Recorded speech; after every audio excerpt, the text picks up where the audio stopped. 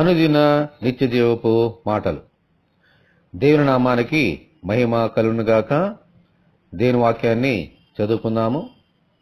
మరియు మీరు సర్వలోకమునకు వెళ్ళి సర్వసృష్టికి సువార్తను ప్రకటించుడి. మార్కు సువార్త 16వ అధ్యాయము 15వ వచనము.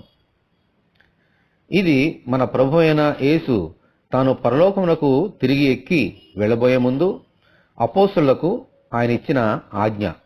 అంటే ఆయన అపోస్తులను తనకు లోకమంతటా సాక్షులుగా ఉండమని వారిని ఆదేశించారు. అయితే ఈ ఆజ్ఞ కేవలము అపోస్తులకు మాత్రమే కాదు, ఆయన యందు విశ్వాసం ఉంచిన ప్రతి వారికి ఇచ్చిన ఆదేశం.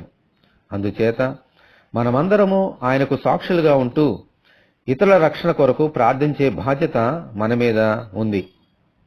మనం ఎక్కడ, ఏ ప్రాంతంలో, ఏ స్థలంలో ఉన్నా ఆయనకు సాక్షులుగా జీవించాలి. ఈ నూతన సంవత్సరం అంతటిలో ఆయనకు సాక్షులుగా ఉండినట్లు దయచేయమని మనమందరము దేవుని కృపాసనం వద్ద ప్రార్థన చేసుకుందాము. ప్రభువా, మీ కొందనాలు తండ్రి. అవునాయన ప్రభువా, ఈ లోకము చీకటిలో ఉన్నది.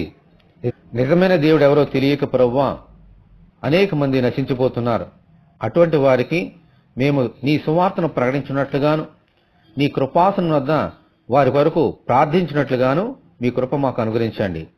ప్రభువా, ఈ లోకమునకు వెలుగై ఉన్నారని మాకు నేర్పించారు. మేము వెలుగులో నడుచుకున్నట్లుగా, అందరూ నడుచుకున్నట్లుగా, వారి కొరకు భారముగా ప్రార్థన చేయనట్లుగాను, నీ కృపలో మేము వర్ధిల్లినట్లుగాను సహాయం దయచేయండి. ఈ వాక్యం ఉండిన నీ బిడ్డలందరూ నీకు సాక్షులుగా ఈ లోకంలో ఈ సంవత్సరమంతటిలో మేమందరం ఉన్నట్లుగా నీ కృప మాకు అనుగ్రహించమని యేసు అతి పరిశుద్ధమైన నామములో ప్రార్థన చేయుచున్నాము తండ్రి. ఆమెన్. ప్రభు సన్నిధి మనకందరికీ తోడేనుగాక. ఆమెన్. పరిశుద్ధ దేవుని మందిరం.